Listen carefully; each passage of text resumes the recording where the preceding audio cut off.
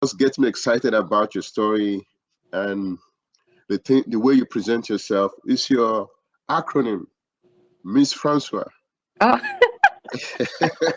what at what is the story behind you deciding to use that acronym to present yourself? first of all, so everyone should know what the acronym means. So it's Miss Francois, that's MSS for multi-talented and super sexy. But the funny thing is when I was looking, well, he wasn't my ex at the time. He always called me Miss Francois instead of my first name. So I got accustomed to that. And when I was doing a TV show, I was going to call the TV show Frustrated. And then he's like, you can't be frustrated all the time. Why don't you call it Miss Francois? And I'm like, cool. But when I was looking for like the Instagram or the all the social media handle, they were all taken. The MS, the MISS.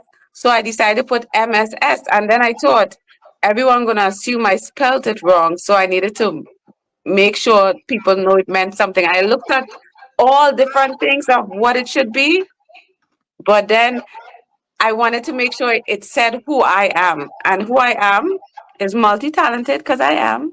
And let's Yeah. be real, am I not sexy? Yes, you are. Thank you for sharing that. So the books that we're talking about today, your books, Let the Man Go and this. All right. Yeah, Let the Man Go. So any backstory as to the title? I mean, the title's making you smile too and laugh. Right, right, because people want to see it. They think it's like a man bashing book. And I'm like, it's far from it. But it does piques your interest when you see it. You're like, what? So it makes you want to pick it up. So that's part of it.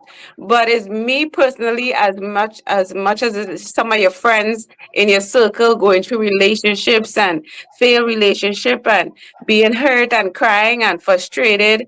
And sometimes, not sometimes, most times and I'm just talking for women. I always say if you want to talk for the man, you do your own thing. I'm talking for my people, my people, is that we don't take enough time to get to know ourselves a lot of the times, and we're in relationships, then they go bad, then we repeat the same thing over and over.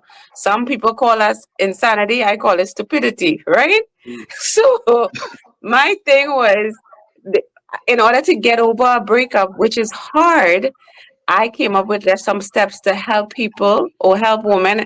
It's for both people, but to help women overcome that. So by the time they do some of these steps, it gets you the best person you are at that period of time before you transition to the next chapter of your life, instead of bringing that baggage to the next chapter.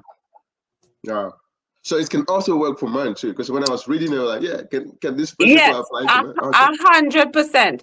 But I guess obviously when I wrote it, it's for both. But when I was putting myself in it, right? Because a lot of times when we go around helping people, it's because of the story that you had for your life, right? So I just mostly focus on my feelings and me being a female.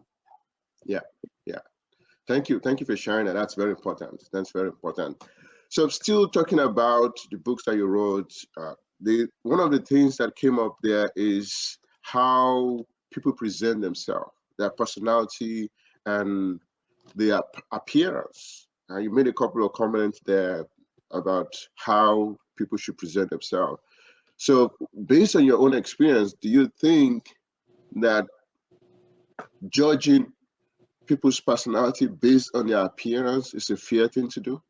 So this is it. It's not about being fair. This is gonna sound how I always say, people take it however you take it. We like to always do that whole cute cliche thing. It's, what's on the inside that counts.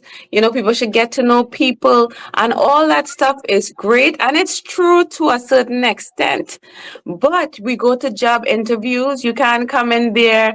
I didn't bathe. I in my jeans and my sweatshirt with a hoodie on. Like, it doesn't work like that in the world we live in and continue to live in, as we are living in this present time. So your outward appearance does matter.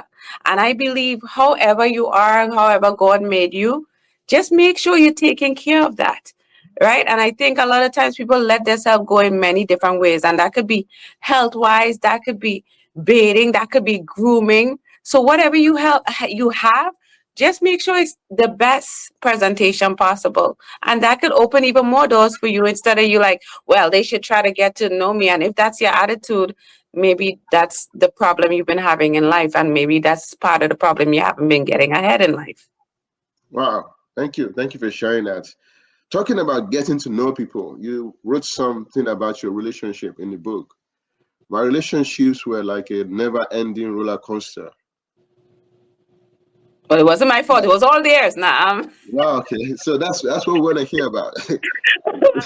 Well, So, think of like I wanna, and the good thing is when you reflect now, remember you were a different person then, right? So when I'm going through like relationships, and again, a lot of these things come from your past. I come from a past where I come from a big family. Now I'm in a whole new country and I'm looking for love. I'm looking to so for someone to say that I matter and that I'm special. So I'm looking at family. So that the best thing for me was relationships.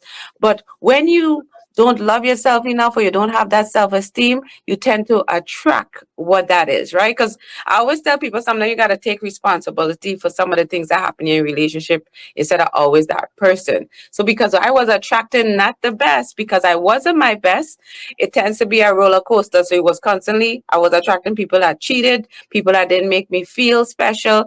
And it was just me going in this whole wheel. I get up a roller coaster, I end up on another one. So after a while, that's not them. That might be me attracting those things. And after a while, I always say it's like this. When you learn to ride a bike as a child, you fall down a few times and then you get better. But if you keep falling down, maybe you have to look at things a different way. Maybe you need a helmet, knee pads, something to brace the fall and, to adjust. And maybe you need to start making some changes or adjustments. So I came wow, off the roller coaster because I started to get dizzy and vomit. wow. Okay, now I get the image now. Thank you for creating a clear image. Thank you for joining us. I guess if you're here on any of our lines, streaming from Facebook, LinkedIn, or Instagram, please let us know that you're here. Uh, put your name in the chat and let us know where you're joining us from. And if you have questions for our guest, also please let us know. Thank you. Specifically, you made mention that in your relationship you went through a marriage, 2 engagements. Oh my And God, I said all my business. Nah. no, well, you put it in the book anyways. You said I So, can't skip through that part, but go ahead. so my question is, if you can look back, what would you say you learned from those experiences? What would you do differently in case you know everything that you know now and you just find yourself in that situation? What would you do differently? I love myself more. Like Right. you don't, because a lot of times we're in relationships for validation. Mhm. And we don't need to be in relationships for any type of validation. Get to know your loves, your likes, what you dislike, what you can handle, how you want people to be. Like you need to just focus on you and get yourself together. Because after you know you, when certain people, and this could be relationships, any type of relationships, when certain people enter into your life, you know if you want to spend time with that person or you're like, okay, I don't want that person in my circle. But if you don't have any boundaries, so forth and so on, then any and anything, it's just like if you open your door and anything could come in there and you just like, okay, I could just come in and just mess up my house and dirty everything up. So it's my responsibility to work on myself. And when it's time for me to open that door, I can analyze and I know what to let in and what not to let in.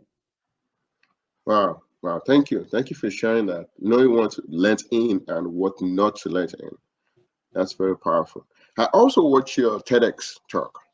Oh, you stalking me. Yeah, you give me the permission to do that. You're you're getting over the heartbreak formula from the TEDx talk. And you said detach, confide, and create. Detach, confide, and create. Any suggestion on how to actually do that or any story behind that? Okay, so one of the first things I always say is you hear people give you all kind of information and 4 steps and 20 steps and 100 steps, right? And I think people always jump too quickly into the steps. The first thing overall, especially when you're going through a breakup, you need to be in the breakup, meaning you need to cry, you need to feel sorry for yourself, you need to eat ice cream, you need to maybe do go to a party. Like, you do need to release, because sometimes I think we try to cover it up. Yeah, well, I don't need him, and we have our friends telling us all this stuff, trying to make us, yeah, you strong girl, you know. But be in be in the moment. It's okay to hurt, because guess what? I think we keep forgetting that we're human, and we too quick to, I'm strong. Oh my goodness, stop it. The strongness is overrated. It doesn't even make sense sometimes. Right? So I feel like after you have let yourself feel, then you can start to slowly pick up yourself, because it's less like anything when you, oh, I'm going to lose amount of weight, I'm going to throw all the stuff out of my fridge and have fruits and vegetables, and then after 3 days you're at McDonald's. So slowly. And when I say detach, is because a lot of times when we in anything, we hold on to so many things. And if you keep holding on to the shirt, the cards, the gifts, you're gonna keep seeing that person, keep reliving the moments, regardless if they're good or bad. And sometimes when we relive the moments, we relive the good moments, and then you started quite, well, maybe this could have worked out, and we start to forget about the bad. So my thing is slowly detaching the things that are around you that remind you of that person. It's over. We all know in here that it's over. It's over. But you keep holding on to replay whatever you choose to replay in your mind. So once you can slowly detach, then you confide. And what I always want people to make sure they understand the confide part. Not in your ghetto friends that be like, girl, you know what we need to do? We need to go to his house and we need to cuss him out and we need to break something. Not those friends. And that's the whole other thing, is having the right friends around you. You need a friend that will listen, that would understand, would hug, that would nod. Not the friend that wants to try to solve a problem and get you in more situations, that negative situation that you need to be in. So confiding in the right person, and creating has to do with, a lot of times when we in relationships, guess what? We're so in relationships that we're making sure that person is good, that person is happy. And what do? We forget about this, our goals, our vision, the plans we had for our lives. And then it's a time to go back and revisit what we put on pause for someone else. And even when you're with someone, you shouldn't be pausing all these things.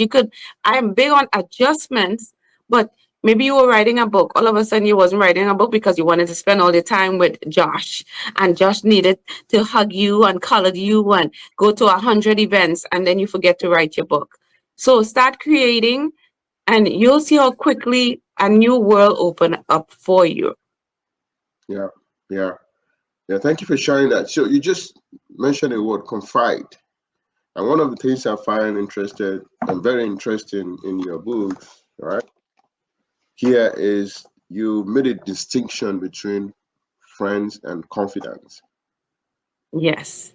And I was thinking about that. Are friends not supposed to be confident?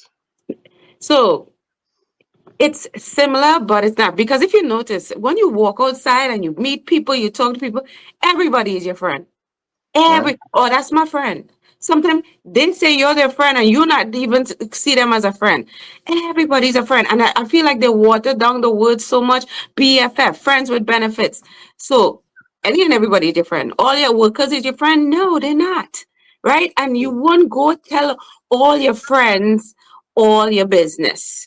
You know what I'm saying? If you're promiscuous, you shouldn't go, hey, friend, I have several partners this morning. Like, it doesn't work like that. And if you even research it, when it comes to confidence, they say you're lucky if you have 2 to 3 in a lifetime. You could have hundreds and thousands of friends that don't even know your favorite color, that don't even know certain things that happened in your childhood. But 2 to 3 confidence in your lifetimes, right? And if your average age is 70, 2 to 3 people that you can confide in and you can trust, that have your back, doesn't come every day. So know the people that you're telling your internal, your traumas to, because your average friend might use it against you. You don't want those kind of people in your life. And it's Yeah, just like I said, if you go into your average friend and be like, girl, you gotta get under somebody to get over them, like those kind of ignorant comments that people make. Girl, come to this party, drink, forget your like those kind of friends gonna lead you down a different road. And the problem you had today might turn into twice a bigger problem tomorrow. wow, interesting, interesting. And Friendship. I think that. Go ahead. sorry. And I always tell people, so TDJX to me break it down best, right? It's confidence, constituents, and comrades, right? Hmm. And people always say, Jim Rohn also said, you're the average of the 5 people you spend your time with. My problem that I have with all these things is no one actually takes the time to look at it, right? No one takes the time. It's two things I say. Look at the 5 people, like really write it down, investigate it. How much money do they make? Do they have goals? What they do with their time? Sometimes we just look, oh, that's my 5 friends. But maybe that's not the best 5 friends to have.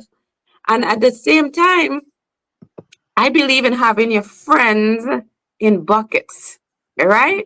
So maybe you have a friend that like documentary, like to read, like personal development. That person, maybe you need to talk to that person more often according to what your goals is for your life. Then you have the friend that like to get drunk and pass out.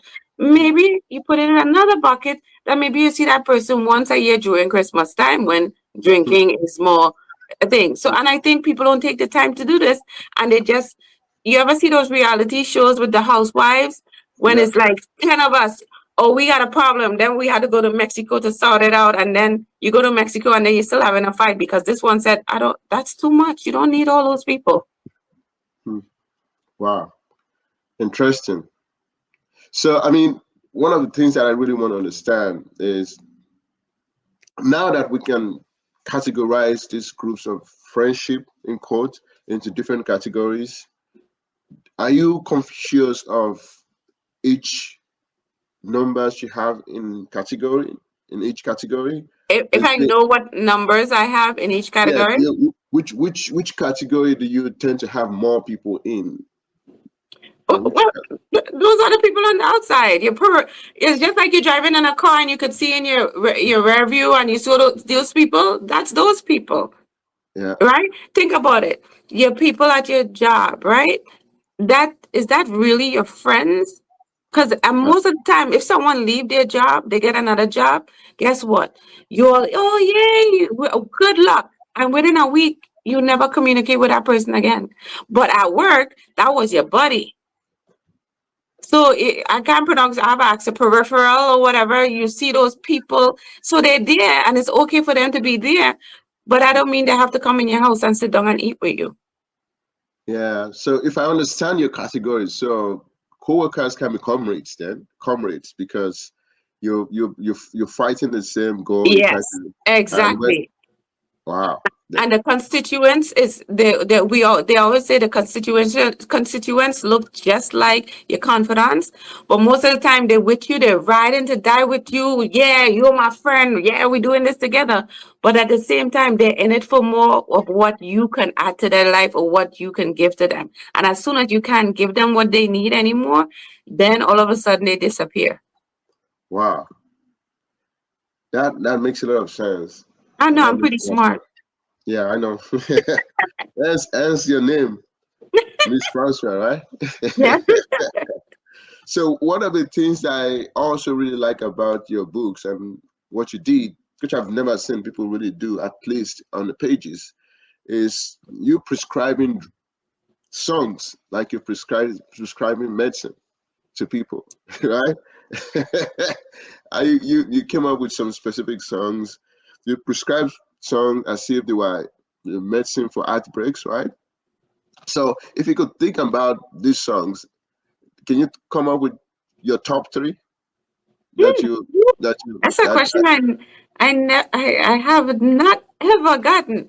And I mean, if I had to come up with my top 3, is it the top 3 that gets me pumped, that gets me excited? Because when I do the songs, especially in the books, it's to invoke certain emotion according to where the person is, right? And people don't realize the power of music. Power of music does so much connection with people, how you feel, how you react to certain things, how you even react to the world and people around you according to what song you're listening to. So if it has to do with like uplifting, first of all, I'm a Michael Jackson fan. Die Hard, April Mhm. 24th, the movie comes out. That's how Die Hard planned to have my whole Michael Jackson outfit and a group of people looking exactly the same. So, Mhm. and Michael Jackson is someone who has gotten me through a lot, especially when I came to this country. That was between, I would say, it was God and then it was Michael, right? Because I used to sing some of the songs people don't know.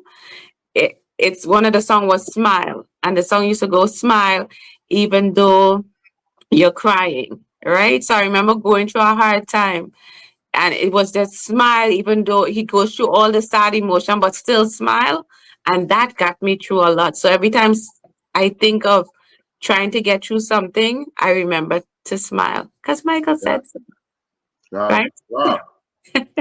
Interesting. Interesting. You just said something now, what you went through when you first get into the country. I think you touched a little bit about that in the book too, as to how you came in as a teenager Yes. from And Trinidad and Tobago. yes, and I recently had this conversation this week with someone that I realized I don't fully elaborate on thing which I'm going to work on because especially when you do keynote speaking, people always want to have a sense of who is speaking in front of them, and I always just touch on it a little, but I think I'm going to have to extend it. But I have one of those I call it an immigrant story because Yeah. when you talk to a lot of people that's from a foreign country, most and I'm talking from my experience, have some kind of sad story. It's very few that have a great, yeah, I came and everything was great. Yeah. It's coming here. People always tell you the stories of how Mhm. great it is and how it's amazing. And if you had never been on a plane or this is your first time in a foreign country, you imagine television, the houses you imagine according to what area you're born, Full House, it could be Bell Cosby, the Cosby Show. You thinking everything is wonderful, money is flowing, life is great, everybody is nice to you. And then when you come here, you get a rude awakening from your family Yeah. treating you. You can't have the lights on, you're talking too loud, they make up stories. So I had one of those things where in the islands, in in America, it sounds different when you say in Ireland, or you're taking man, or you're looking for man, or you're looking for boys. It's always Mhm. something negative they're pouring onto you, right? And then I end up having a situation where I was put out on the street, and it's always vivid in my mind where they put everything in a black garbage bag, and I gotta figure out only being in this country 9 months, being very naive, a mindset of a 10-year-old, even though I was like 17, and trying to figure out where am I going, what am I doing, and my story ended up being a better story. But think about, I always tell people, you hear people's stories, you hear the Tyler Perry and the Steve Harvey of sitting in my car and sleeping in my car and no money. And they made it. I made it. But what about the people that are still sleeping in your car? Yeah. You don't get to hear those stories. But for me to come from a foreign country thinking it's going to be amazing, having people treat you like you're nothing, having being put out on the street and having to figure it out for your own, I think that is what I can, that's one of the reasons I think I not think, I help people with resilience because when you've been through certain things, it's so much easier to be able to tell your story, for people to learn from your story alone, and then be able to do certain things to continue to keep moving. Because it's not always easy. Because a lot of people cut their life short because they can't handle some of the traumas and things that they go through and they face. Sometimes I don't even know how I made it. Right. Because you, like most immigrants, left your country excited and say, "Wow, they've been waiting for me to be here." It's like there's a special. It's But, like there's a but special. mine is 50-50. My parents sent me here. I never wanted to come to America. Nothing's wrong with America, people. Land of opportunity, still the number one country in the world as far as I'm concerned. But I never wanted to come here. I have a huge family, 8 brothers and sisters. I was coming here by myself. And if you grew up in a sheltered life like I did, church and school and home and read books, coming here, the lights, the people, it's a lot. It's traumatic in many sense. And I cried many times to go home because that's what you know. And then, your family, I mean, your family is like, here is better. And it is better in many instances. But I would say to anybody coming here, you need a support system. Mhm. And if you don't have that support system, it's very easy to get distracted. It's not like which one I come from. I live in the bushes. Ain't got much to be distracted. Who gonna distract me? The cow, the sheep? Here you have so many clicks, as they call it. You can go here. You could maybe sell drugs. You could go here and read. Like it's a lot. Yeah, yeah. Well, and there's certain expectation around that. People expect you to be doing these and send money back home, black Yeah, tax, and things like it's a that. lot. Yeah. So yeah, I mean, that's more story that I will probably not be able to get into today, and I totally understand. One of the things you mentioned in the book is crying. Crying is like emotional detox, and one of the things that I observed when I left Nigeria coming to America is that the way people see crying is very different as you move from one country to another country. So I wonder how that is in Trinidad and Tobago versus America in terms of how people show their emotions with crying and things like that. Was there any difference or some I similarities? wouldn't say that. Even though I came up here as I was 17, I won't say, even though I grew up in Trinidad, I don't have like this big recollection of how certain things, and I think I wasn't paying those things as much attention when you were younger. But you cried. But what's funny? Growing up as a child, if you did something wrong, you would get a beating. No Americans. It wasn't abuse, it was beating. Okay. So, but the thing was, I remember, say you were being picked up for your schoolwork, or your parents telling you something, and when they're talking to you, you start to cry. The number one thing in a Caribbean household is, when you're crying, they're going to tell you, look at you and tell you, do you want something to cry for, Uh-huh. even though you're crying? So your response was to try to stop crying, because then, even though they were shouting at you or screaming at you or reprimanding you, and you're crying because you feel bad, or you're hurting, or you're embarrassed, they, in their minds, if I didn't beat you, or get, I don't know what is the American word in Trinidad is, licks, discipline you, Hmm. right? They feel like you have no reason to be crying, so you better suck it up Hmm. until I give you a reason to truly cry. Yeah. So it was more like holding things in, because you'll get in more trouble if you did cry. But Yeah. even in America, I feel like crying, people see it as a weakness. I mean, now we try to be more woke and more understanding, and we have information, internet, and everywhere else, right? Before, I feel like the information obviously wasn't everywhere, right? So people now could understand different types of emotions and all this stuff. But I feel like people always see crying as a weakness, when I Yeah. feel like it's a strength, because anybody who has been through certain things and they have a good cry, a good scream, then you could just, you're like, and you're like, okay, I can start over. Wow. Wow. Starting over. That's very important. One of the things I really like about this book is that you co-authored with some people in the book, and Mhm. this is the saying from one of the person that you co-authored with. Stop measuring my worth and value by someone else's roadmap. I think that's Cherise Beneath that Yes. said that in the book. I, I think it's a very important point to make because we all fall into that ditch of comparing ourselves with other people, trying to see if this person is achieving this, maybe they're supposed to be achieving the same thing or doing the same thing. When did you decided to choose your own path for yourself? When were you so comfortable with So, going through your own path? when, okay, so I could see comparison. Comparison is a thief of joy, so forth and so on. But okay, I try to see things a little different sometimes. Comparison could actually help you, right? It's according to how you see it, right? And again, I do believe in running your own race, but sometimes you could look at someone and say, oh, they're doing amazing things, right? Oh, I had that idea and I just didn't execute. So if you took that comparison and realize in yourself, is it are they doing anything wrong? They decided to go after their goal and vision. You might have had that same idea or similar idea and you didn't execute. So by you comparing yourself might make you jump up and actually do something for yourself, right? And then you continue to run your own race. But a lot of times what I say is, like, when you are going on your race, just, oh, you climbing up those steps, just focus on your step. Because I realize when you do look up at the person in front of you, Mhm. you get distracted. If you turn around to look down, you could stumble down. So Yeah. focus on where you are. You could have the mentors and the coaches and the people who are gonna and motivate you, but just look at how far you have come. And because sometimes I fall into this thing myself. Where I am now, I'm like, oh, I should have been this, blah blah blah. If this that happened, that happened, but I don't. Sometimes I have to pause and realize, first of all, I came from Trinidad.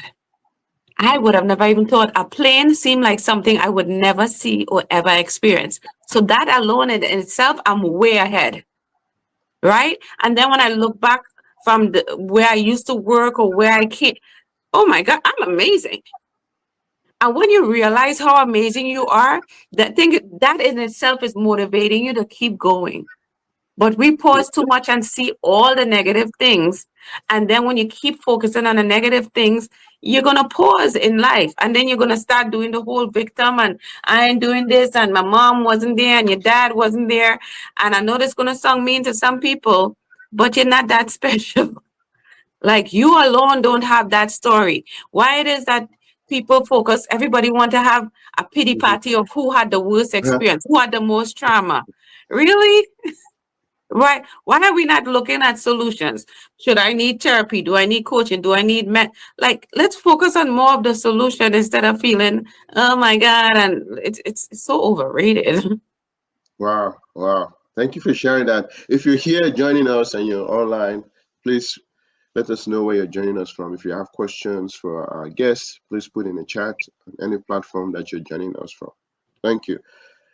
Talking about looking into solution, you gave some advice in your book, and one of them is having fun doesn't always mean squeezing into your tightest outfit and showcasing every curve.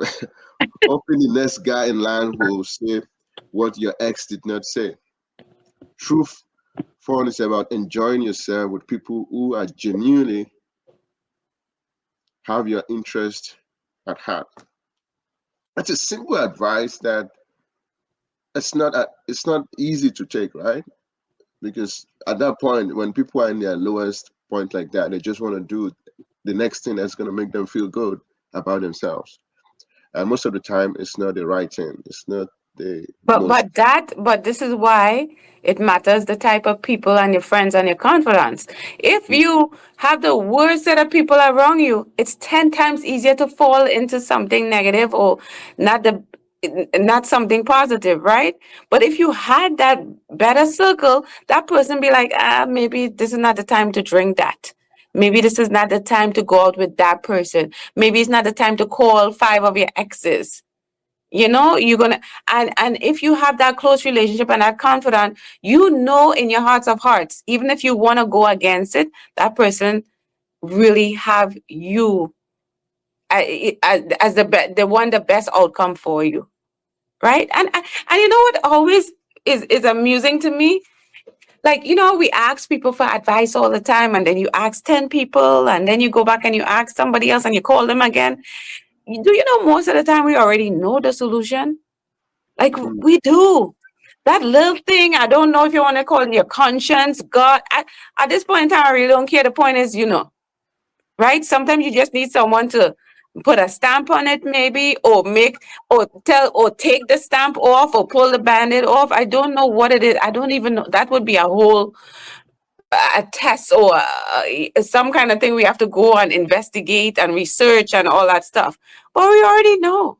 If you grab a bottle. I don't drink, so, but if mm, you, because I don't know, like alcohol, vodka, or whatever people use to get drunk, mm. and if you drink the whole bottle, you're not going to be in your right senses. You know that. Yeah. Right? So it's us being around the right people, that even if we go to do the wrong thing, that they're gonna shake us, and we're gonna respect that person that's gonna shake us, and hopefully we stay home. And even if Yeah. we do go and do the wrong thing, maybe the same person who have our back will go with us to make sure it don't get to that level. Wow. Interesting. Thank you for sharing that. That's very powerful. You mentioned three categories of friends: party crew, bookworms, gossip queens. What came to my mind is that, so for men, what would be the third category of the gossip So queens? I mean, so my thing. Well, first of all, my book is for women, but so those things is not necessary. It's categories, but it was just more. Here are some examples for you to start looking around. I'm sure there are 100 different categories of friends. mhm, I don't know what that particular person is into, so I just mentioned some things that some people would immediately identify with. But it's up to you to make your own category. I ain't hanging out with you. Me and you ain't confidants. yeah, hmm yeah. Okay, wow, yeah, I get it. I know. I'm smart. How am I so smart? I see. I think I get what you mean by that. So one of the things that was also described in the book is fears that people have, was described in the book, especially in the particular one that you were co-authoring with people there. And I started thinking about it. Aside the relationship part of it, what other fears did you had in your journey here? So for me, this is so funny. You know, most people have fear of failure, and that's a big deal, and that has to do with whatever goals or whatever expectations you have for yourself. But there's also the fear of success, right? Especially, say for me, in the last, I would say, last year and a half, a lot of things have shifted for me, right? With keynote speaking, um, I love more of the entertainment side. So when things start, all the time you're like, yeah, I want to do this, I want to do that, right? And then when people start calling you, it tends to be overwhelming at times. And then you start to question, do I really want this? Do I really love this? Is this where is this my going to be my life? So I would say for me, especially yeah, recently, it has been a fear of success to a certain degree. And some people might be like, well, that's dumb. But it's not dumb, and it would only be dumb to you if you haven't ha- I would say if you haven't had I have high expectations of myself. I am a hardcore when it comes to goals. Like I'm the person that have to pause and celebrate. Otherwise, as soon as I reach this goal, I'm like, okay, that was great, I did it. So the next goal is right. So I'm someone that, since I'm so goal oriented and I'm 120, I'm like, people who do 100 is just average to me. So I'm like the opposite. That's why I say with the multi-talented part, it's good. You know, people say jack of all trades, a master of none. I have mastered all, right? And you don't hear that often. That's why I'm like, I'm not the typical. And even though that might sound cool, it can be a hindrance, because then you're doing too much. And if someone says, if you have too much to do, that means you're doing too much, and then you're not focused. And we as humans are not supposed to multitask. We can at times, but it's not a positive, because you're not focused really on anything, and you're kind of all over. So I think my fear is success in me being multi-talented could be a hindrance, and could be a negative in some ways, and me not being able to celebrate my wins. I keep want to win. I want to keep winning. Mm, So I need to be able to slow down and pause a little, enjoy the moments, get mm. excited, and still take time out for myself and relax. Wow, wow. Thank you for sharing that. Taking time for yourself and relax. But then after you relax, You want to keep firing. You want to achieve Of the next course. thing and things We like we that. were put on this earth to keep growing, not put on the world, the earth to die, just like that. Like what? How much they always say, what legacy you want to leave behind? Think about it. Michael Jackson been gone since 2009, right? And he's still living on. There's always a music. There's always a show. There's a movie. Kids who are 5 know Michael Jackson songs. Like that's a legacy. And Mm-hmm. I don't, you don't want to, like people, Oprah always says people want to feel like they matter. They want to feel like they matter in the moment, but it would be nice that if you leave this earth, people don't only remember you on your birthday, right? You should come up in conversations. You should come up when people are thinking about new goals. Remember when Patrice used to do this? Remember when Patrice taught us this? Like some sort of legacy, so I think you should be here to constantly learn, constantly grow, even pivot at times. Like people always say, well, I'm supposed to do this.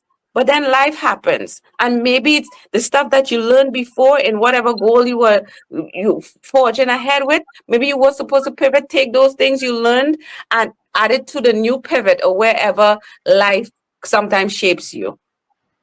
Yeah. Wow. Legacy, leaving something behind.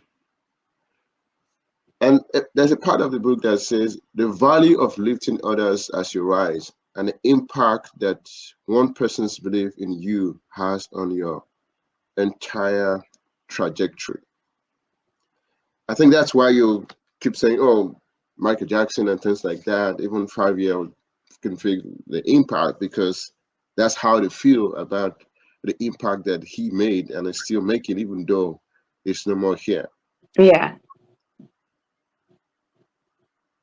And it seems that people who are able to achieve that, they do things very differently from the general population, right? Yes, and you know what sucks about those things? We are the ones when you do things different, you're the weirdo, you're the crazy one, you're the Yeah, not normal one. So I get a lot of that. yeah. Because at the point you're doing that, people are like, yeah, something's wrong with this person.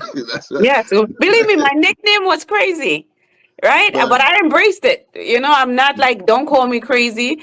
I'll be crazy. Like people don't like people who are different. Like even simple as Toastmasters, like what my presentation is not typical Toastmasters. I follow the rules, but it's more engaging. It's for people to respond to you. A lot of time in Toastmasters, and I have nothing against Toastmasters. I love Toastmasters. I'm a Toastmasters for life, right? Because yeah, I feel like they were my foundation. But sometimes we need to change. This is not 100 years ago. It's not 1920 something whenever Toastmasters first started, right? And even though I followed the rules, they want everything to look this way, mhm, right? Sometimes people are not ready for a female who have no hair on her head with an accent from a yeah, tiny island with 1.5 million people. They want to know. They want to see what they think is typical. yeah, Maybe I need to be white with blue eyes. My hair need to be this length, blonde. Like anything different, it makes people uncomfortable. I don't fully understand why, because I embrace things that are different. I get excited to learn about things that are different. But I don't know, maybe I have no response for that part. wow, wow. That's a very important point you made. Like people just don't like seeing something that is very different from what they expect. And if they see something that is very different, most people will question it and trying to put it in a box that is very Yeah. different and things like that. They want So, everybody to just walk in one boring straight line, wear one typical color, like we just chanting in one big group. And then when someone says scream out, they're like, oh my God, what's going on? Something's wrong. She's possessed. I mean, even when I looked up history, I read a lot, like a lot. I think that's a problem, right? That's my biggest vice. But when you think back in history, when the guy the guy who invented the radio, they put him in like a mental institute because he said he could hear things through, the walls. Like when you look back from the Einstein, from the Mozart, they're all the strange people. And they're the ones that make huge, significant changes in the world we live in today. Hmm. Wow, wow. I mean, you just mentioned Toastmasters. I think it's a good time for us to go there and talk about your accreditation journey, the presentation So, you gave, any story behind that. so they know what's funny about that whole Toastmaster thing. When I looked at Toastmasters and I looked up, I only found out about accredited speaker in 2023, right? Mm, And I thought when you first look at all those rules, you just want to close the book and be like, no, I'm good. This is too much. And I feel that's why we only have 95 thus far, because it seems intimidating, all right? yeah. It takes 3 years of all the speaking things, and they have a rule how many people, how much you can get paid. It's a lot. But my thing is because I'm a big believer in school or learning, right? But my thing is, if it intimidates you in today, for instance, right? Mm, Time is still going to continue to move on. So why not still know what the rules are and still work towards it, even if it takes you 5 years? But yeah. people just see it and they immediately close the book and be like, okay, that's too much for me. But maybe the same people that close the book actually have all the information right there, but they didn't take the time because they were too intimidated. So I decided, I said, you know what?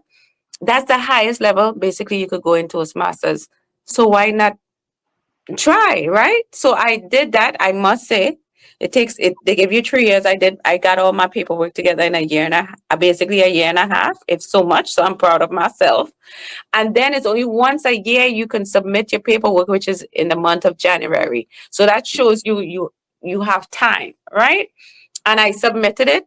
And I'm not gonna lie, I didn't think I was gonna get past the first round. Right? So when I did that, I feel that to me, I felt like I made it. Right? Mm, And then for me to, and still, even though you think you know what you're getting into, you don't know because it's your first time. yeah. But I'm someone again, I don't do 100, I do 120. So I got a coach, I got a mentor. I was like, if I'm doing this 100%. I read that book so many times. And then the judges, the ballots and stuff, I read that 100, like no exaggeration. I was living and eating Toastmasters, right? And I didn't even realize when it was coming to the end, I was the only person. Because in the beginning, we had a second person, and for whatever reason, he wasn't there. And I remember seeing that room and I had water. No matter how much I drink the water, my throat would dry. Like people don't understand. Like I tell myself, you hear Michael Jackson 100%, 100 times in this conversation. I tell people I have the Michael Jackson complex, where I might be quiet in a room. Like I'm an ambivert, so I need time to recuperate and be in my little space. Don't talk to me too much. But when I step on stage, it's the Michael Jackson complex thing. Like I can perform, I can speak. As soon as I walk off that stage, I'm like, oh, I need to go in a room and relax and breathe, right? But that was an amazing experience. Like I did not get the accreditation, and I'm not gonna be like, oh my God, so forth and so on. I see it for what it is. You can always learn something from the experience, but at the same time, me being able to go on stage, hundreds of people saw me. I made hundreds of connections, and it even made me into a better speaker. Yeah. So I always tend to take the good. I ain't gonna lie. Look, I keep it real. I was pissed. I was annoyed and angry because I know the work I put in. I think if I didn't put in the work, I could take responsibility for that. But I go on record and saying that I know I did 120. Nobody cannot come in my face and tell me I did not do a great job. No one can say I didn't impact people. No one can say I didn't deliver a message that somebody somewhere, I believe in hope, help one person every day. But I know that I helped at least more than one person. And so I am happy with my delivery, not fully happy with the outcome, but I think everything does happen for a reason. And Yeah. at some point in time, Toastmaster might have to pay me to come back. Oh, yeah. Thank you so much. Thank you so much for sharing that. Thank you so much for sharing that. So there's another part of the conversation that I also want to touch on. There's this quote from the book: "Success is not what you have, but who you have become in the process." Oh, So who have you become in all this that you've shared so far? When I look back at me growing up in Trinidad, just the confident level, like if you go and you met my teachers and friends from Trinidad, I'm known for I don't speak at all. Like it was so bad when the teacher would take attendance. There were times I would be marked absent when I was sitting in the class. That's how much I Yeah. did not speak. So Mm, in this moment, I have become very confident in myself and in my skills. And I think I know, again, we don't know what the future holds, but in this moment, I am the best I'm ever going to be in this particular moment. Best mentally, emotionally, in so many different ways. I know who I am in this moment. I'm proud of who I am. I am congratulating myself because I have come a long way. I am amazing. And I'm not going to say it has to do anything with titles, but yeah. it's me being able to look in the mirror and be like, you're beautiful. I love you. And you're freaking amazing. Hmm. And that's a big deal. A lot of us. And there was a time when I couldn't be able to do that. But I could say that with certainty. Yeah. Yeah. Yeah. Yeah.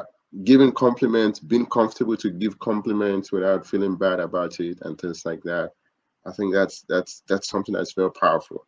I know our time is going gradually. I still have a couple of questions, so I'm aware of the time. So one of the things that we have in common is that we came from a different country to America. I will touch on that a little bit, but there's an aspect of it that I also want to hear more. The accent, all right? The accent in Trinidad and Tobago is very different. I have been very privileged to have people from that place, and it seems like you don't really have that anymore. It's toned down. It's not as obvious anymore. But what was your journey in that from the time you came as to when you're now a professional speaker? What was the journey as So to? my thing is, well, a lot of people like for me being here this long, I should not have an accent at all. But I'll say this because a lot of people come here after a year, 2 years, they have a full American accent. My but my problem was I didn't know that I was supposed to change my accent, right? So I never focused on it. I just this is how I spoke, this is how I spoke. And me being country, goodness gracious, I'll say it, people say you speak well and you pronunciate well. I don't have none of that. Right? Mm, This is what it is. I think I have obviously I think I talk a little slower because when you're from a different country, I think most people tend to talk really fast and then you have an accent and yeah, all this other stuff. But this is how I talk.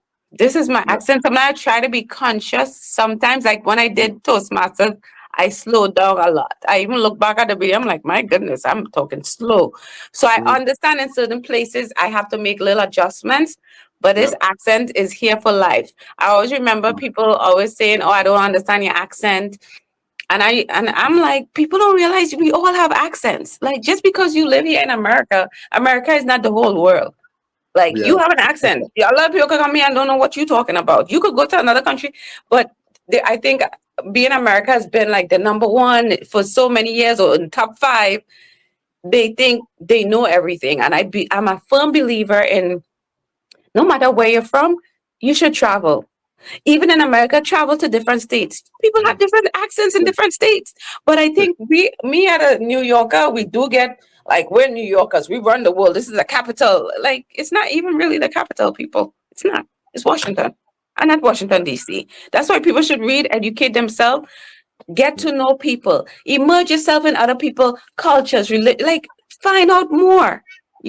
People limit themselves too much, but I love my accent. There was a time I was very uncomfortable about it and I felt like I wasn't smart because I even had a job where for the first year I found out after the year ended, people came up to me when they got to know me and said how many people didn't know what I was saying, and they just used to yes me to death because they didn't want to hurt my feelings. Just so you know, you hurt my feelings a year later when I find out you didn't know what I was saying. I would have rather you ask me to repeat myself, tell me to talk a little slowly.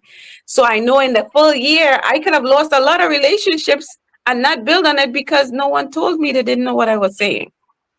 yeah, yeah, But let's help each other instead of being so judgmental and I think we're too busy. Well, I'm better than you because I'm an American or I have an English accent. Think about it. Every time we hear an English accent, we think they're smarter. Like it's Yeah. a natural thing. Oh my God, their accent. That's the Queen's language. Yeah. Okay, that's nice. And that Yeah. doesn't make anybody like Obama. It has a viral clip of Obama saying, "Sometime all the rooms that he went in for his time being the president. You meet all these dignitaries, and he's like, people don't realize when you in these rooms, a lot of people are not that smart, but we Yeah. think because they're in this room, they so much more better than us, and that's not true. Yeah. Yeah. That's true. That's true. Yeah. People try to connect intelligence with accents, and that's no connection between it. We just have to agree at some point. That's no Mm. connection. I quickly want to touch on these also. You said I turned my personal journey of searching for Mr. Right into a hilarious one-woman stage play. Frustrated. What is that?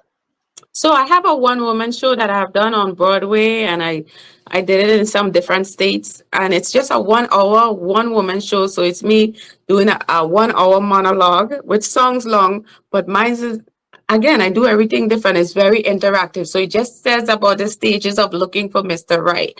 So it talks about some of the relationships I've been into. Like I'll give you an example. Like you start talking to a guy, this guy is amazing. Oh my God, we're planning our future, right? And then you find out, oh, he been to prison, right? So it's the things you don't know. So it's like my whole journey, but the whole point of the play, even though I have hilarious moments in this journey, at the end of it is instead of searching for Mr. Right, it's really learning to love yourself before you venture into looking for this person, or this person should be looking for you, or you both looking for each other. But it was just more, I'm big on the humor aspect of things because humor makes things so much lighter, make things so much easier, stress reliever, painkiller, builds connection. So I'm big on anything I do must have humor in it, and you walk away remembering more. Yeah. Yeah, that's very true. That's same for me. I love humor. If not for humor, most of the challenges I've faced, if not for God and humor and family support, I think those are the three top things. Yeah. I think challenges are almost impossible to overcome these days. Yes, because a lot of you know what I dislike that a lot is, and again, and when I say it is because I've been there at some point. People will say, I did this alone. No one helped me," and I'm like, that's impossible. Yeah, Someone has to help you. You rob a bank, someone helped you. You did great. You got a master's, a doctorate, someone helped you. You didn't do it by yourself. There are people in our paths every day, and they might even play a small, tiny role, but they helped you. yeah, yeah. That's Jesus, very true. Jesus had 12 disciples. He didn't do it by himself. Like, really? Yeah, If Jesus didn't do it by, who are you? yeah. Some people think they're better than Jesus, Yes. apparently. So you also have the Miss Francois show. What do you do on the show? Anything you want to tell us? So I have two shows, right? I don't know how I find time to have a regular job. Hmm. But the first show is basically I use humor to help people with this dysfunctional relationship. So I just have typically regular people, but sometimes I have coaches and therapists and psychologists, and it's focused on relationships, like talking about the dysfunction, because nobody's walking around, oh, we don't argue. If you don't argue or have a disagreement in your relationship, that's pretty scary, because we all have our own personality, and it's about even coming from something that's negative and showing how you triumphed and where you are now.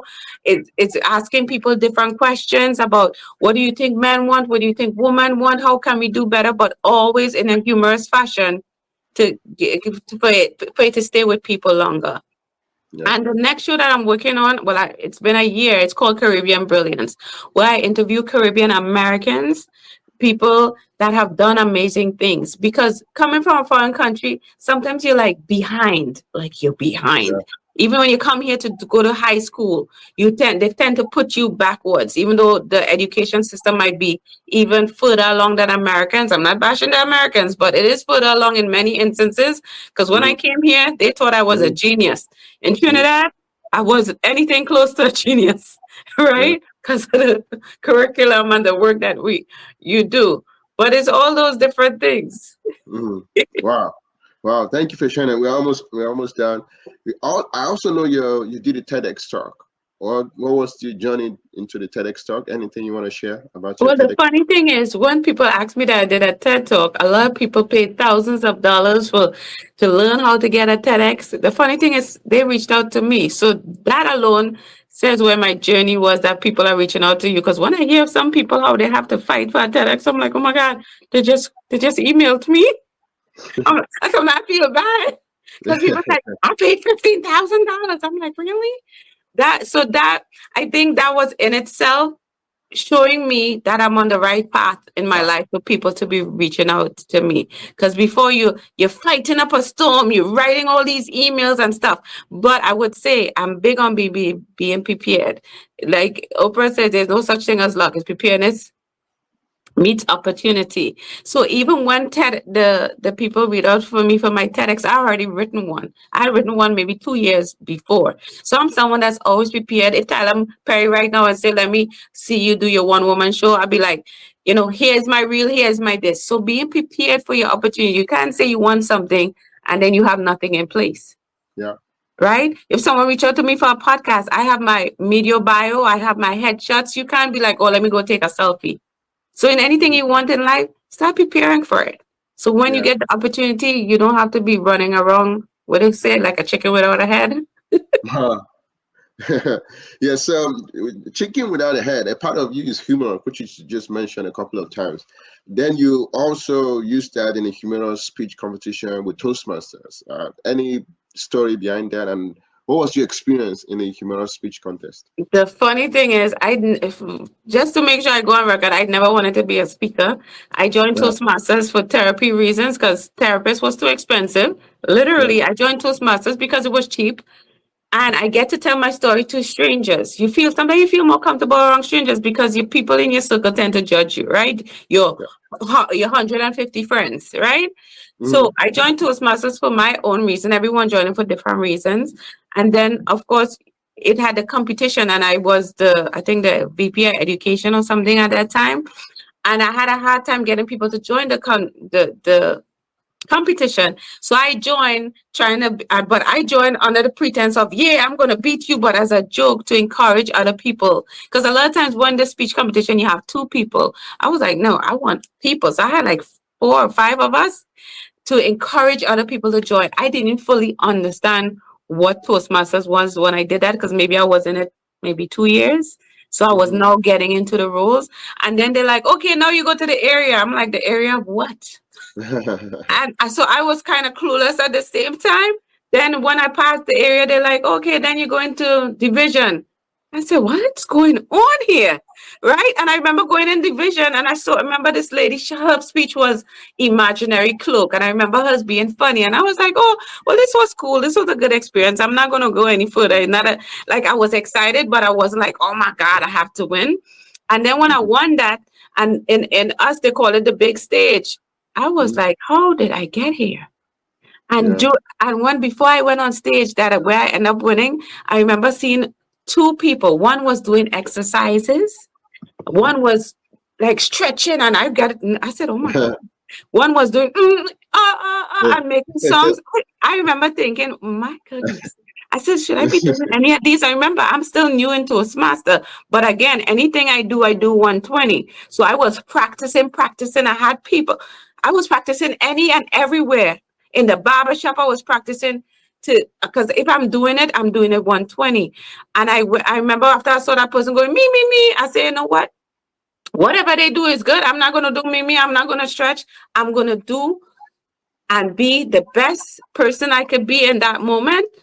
And Yep. I got a standing ovation. They said it was the first time ever in District 46 they stand up.